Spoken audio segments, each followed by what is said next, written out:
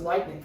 In this video, we're going to go over how you can use counter conditioning to stop a dog from protesting when something happens that it doesn't like. In this case, Lightning is jealous when this guardian reaches for this guardian. He has gone after this guardian to nip and correct a couple times. And some of the times it's been because the dog is over threshold. He was too excited. There was a lot of things going on at the time. That's not a good time. So if there's a baby crying or a siren going or people are fighting or any of those things, this is not a good time to do this exercise. Sit. He's also way too excited right now, but we're kind of limited against time, so we're going to go ahead and power through this. But I would like you, when you're doing this, to make sure you exercise him first, give him 10 minutes to rest, and then practice this exercise. We have him on a leash that's tethered to the door. He cannot physically get to this guardian even if he wants to. But if you're doing this exercise properly, the dog should not be reacting. If it reacts, that means you made too big of a movement. Now what I'm going to do is I'm going to have this guardian reach for the other guardian in very slow, progressive movements, getting more and more each time. So she's going to reach about 6 inches and pull back. Nice. So I'm saying nice when he looks and sees her reaching for him. Go ahead and reach again. Nice. And go ahead and reach a little bit more. Nice. Now, if he's not looking at her, then don't say the marker word or give him a treat. All right, go ahead and reach a little further. Nice. See, he's starting to turn his head away on his own. Now, when I first did this is a second take. When I first did this, I was using too high a level of treat. So I'm using Charlie Bears, C-H-A-R-L-E-E, Bears, and you can get these on Amazon. Sit. All right, go ahead and reach a little further. Yes. Nice. All right, can you put your arm, so I'm going to eventually have you guys holding hands. There you go. Go ahead and reach for his hand, but don't touch it. Just get about 1 inch away. Nice. Yeah, you were distracted there. That's okay. Distractions happen. That's part of life. I'll go ahead and reach again. Up. Good job of stopping. All right, buddy, let's reset. Come here. Sit. Yes, I want to be your buddy too. All right, go ahead and reach.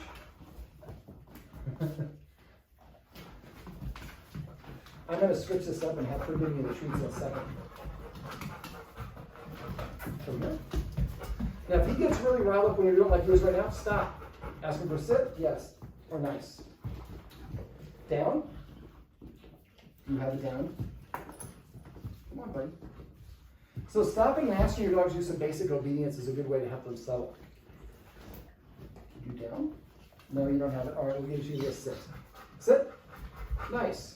Go ahead and reach and touch his hand. Nice. Go ahead and reach and touch down a little bit more. Nice. And go ahead and reach a little bit further.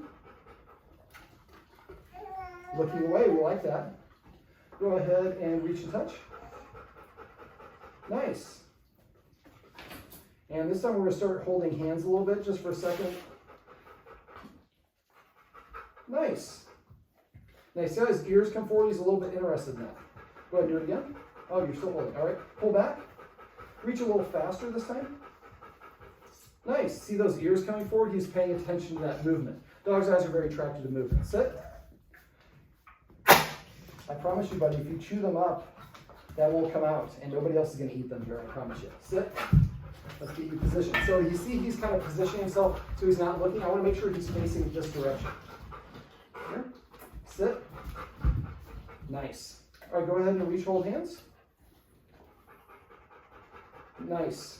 And let go. All right, so what I'm going to do now is we're going to raise the level a little bit. I'm running low on Charlie Bears, so we'll do only a little bit of this. And I'll talk about the instructions here in a second. We'll do the next stage here in a second. Nope, sit. All right, go ahead and hold hands. Lean towards him a little bit. And then, nice. And then pull back. There you go. We'll see if we can work up to a little kiss. All right, go ahead and hold hands. Up. Sit. All right, hold up. Come here, buddy. Yes, I know I'm excited too. But you're not going to get these treats unless you do what we want you to do. Sit. Sit. Nice. Oh, go ahead and hold hands. Lean forward.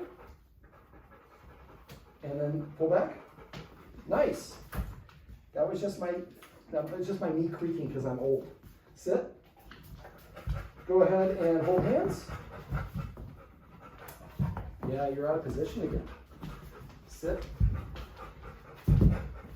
Go ahead and hold hands. Lean forward. kiss. Nice.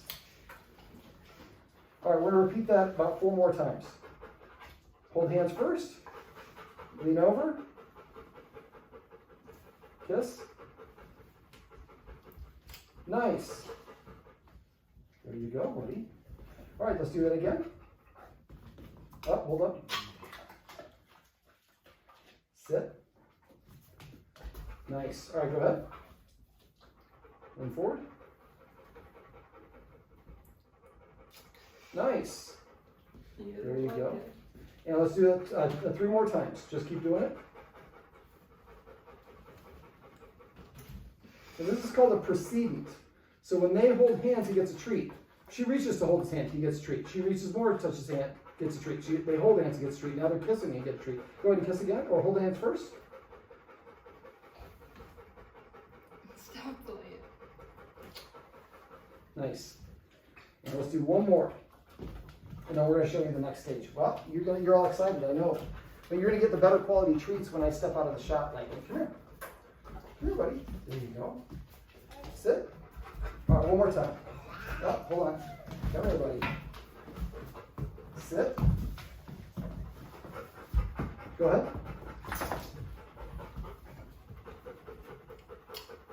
Nice. All right, so that's the first stage. So when you guys are, right now I'm the 3rd person I can do this. When you guys are by yourself, this is what you're going to do. So what I'm going to do is I'm going to give you a handful of treats, and you're going to be the deliverer of treats. And you get free one there, buddy. All right. So I'm going to step out back a little bit and see if I can get him to just help out. Sit. Give him a treat. Tell him to sit first. Buddy, sit. Sit. And say nice as soon as that hits around. Nice. And then give him that treat. Nice. All right, now reach forward and touch it. Wait for him to circle back around. I'm stepping out of the shot. All right, ask him to get another treat. You want another treat? Sit. Sit. Nice. There you go. Now reach and touch his hand.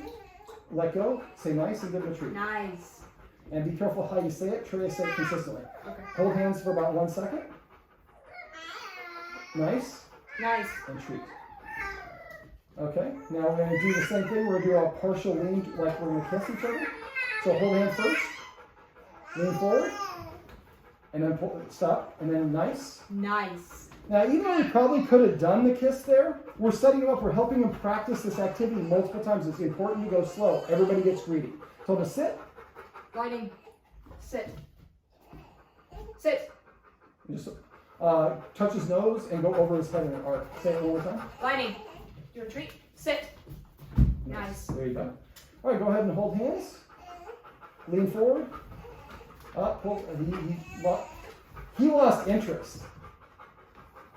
Normally we want him to be getting what you want, but you were worried that he was going to bite you and react. He said, I don't care, and turned around. That's a really good sign. So he's not as territorial or possessive about it. Go ahead and hold hands again. Give each other a kiss. Give him, say nice and give him a treat. He's not sitting down. He can. I had him sitting down because I like sitting, because sitting is an indication the dog is pretty relaxed. If you're about to be like robbed, you wouldn't sit down or eat a sandwich. So if he's too excited to sit, or he refuses to sit, or doesn't want to take a treat, that's an indication he's too aroused, and we're getting close to the point where he's going to lunge. We don't want that. So we use that as an indicator. But if he's standing, because I know that he can't get to you, but this is what you guys are going to need to reproduce and do over and over and over again. So let's go ahead and do it again, and let's hold hands and let's kiss a little bit longer. Oh, Lord, why do we have to do this? Okay. So that was a little bit too long. He didn't lunge, but he did get up and come towards you. And I think that was more of, I want to get involved in that. Not the kissing, but just the closeness. Yeah, we're not done. Yeah, we're not done with that, buddy. That's not the word. That's against the rules. But if he does get up and moves towards you, even if it's not aggressive, that means that we need to back up a step and work it. So let's go back to just a 1 second pecking kiss. So hold hands first. And then nice. Nice. And he gets that treat. So after a while, he's going to be like, every time she holds his hand. So I would like you to start holding hands for progressively longer. First 1 second, then 2 seconds, then 3 seconds. Work your way up to the point where you're holding hands for like a minute or two. then he gets the treat at the end. But don't go from 3 seconds to 60 seconds. That's going to be too much. You got to go very slow and methodically. Then eventually, a little kissing. Eventually, you can be sitting where he is. He can be sitting there, and you can be next to each other on a couch and doing a little embracing, hugging each other, the things that you want to do as man and wife. And then the dog sees, when you do that, I get a treat afterwards. Eventually, we can do it without the leash. But you see there in the leash, there's a dip in the leash. There's no tension. If he's got tension on the leash, not a good idea. I would like to keep this pretty short. When you're doing this, as you go, when you get to the point where you're sitting next to each other for 5, 10, 15 minutes, that's great. But at first, when you're practicing this, keep it like, a minute and a half maximum for about a week to 2, and just help, and always make sure you end on a good one. The last repetition was what he's going to remember the brightest. So the last time it happened, you kissed, I got a treat, boy, that was a good time. He's going to feel much more relaxed with it. Laying down, that's a good time. Let's hold hands. And let's do like a 2-second kiss. And then nice, and he gets a treat. He was laying down, his tail was wagging in a flat manner. It was a slow movement. There was no staring, there was no articulation. That was great. How do you feel? I feel comfortable because he's on that leash. You feel comfortable when he's on leash, but as you do this more and more, that's going to become the normal and you won't need the leash. But as long as you feel uncomfortable, you want to use the leash. The leash is almost as much for you as it is for him. If you're doing this right, he shouldn't go towards you. But if you don't feel comfortable because of the lack of a leash, you can trigger a response. So we're just going to do the same thing until you get more and more comfortable. Make this part of your ritual that you try to do a couple times a day. Now, right now, we're doing it because we can tether this to the door. Fact of the matter is we want him to practice this in a lot of different parts of the room. Otherwise, he'll be able to be content if you're in this position only. So eventually, it'd be nice if you could have something tethered over here. And that's why we want to eventually get rid of the tether and know that, we don't have to worry about him doing anything.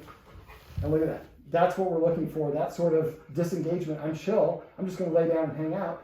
So when you're doing this, make sure the kids are not crying, the other dogs are not inside, there's nobody doing a weed eater or stuff outside. Any of those things can tip the scales against you. So practice this one I'd like you to practice this a minimum of 3 times a day for the next week, just this tether right here. Then after you've done this for a week, do the tether here, and when he's nice and calm like this, then actually maybe you come and sit on the couch on this side, and we take him off the leash, and you just go to reach a little bit, and then you throw him a treat. Reach a little bit, throw him a treat. He's not tethered at this point. So back up and go to a lower level, because we want to make sure we don't trigger that response, but it gradually we've done what we call a warm-up. He's got 8 treats, 10 treats for doing it. Now you're just asking me to do the same thing. I'm in a habit of doing it. I'll keep on doing this. And then you're going to go up a little bit further, and eventually do it where you're having it tethered there, and you guys are sitting at the kitchen table over here. Does that make sense? So you want to kind of generalize it all over the place. And eventually you could also do this outside. So if you have a tree in your backyard, you could wrap the leash around a tree and embrace. But remember, anytime that he reacts, that's an indication we got greedy, we went too far, too fast, and then he practiced a failure. Back up as far as you need to have a success and end it on a successful note. Any other questions? All right, well, this little guy right over here is not a little guy. His name is Lightning, and this is how you can use counterconditioning to stop a dog from reacting when 2 people try to touch or embrace each other.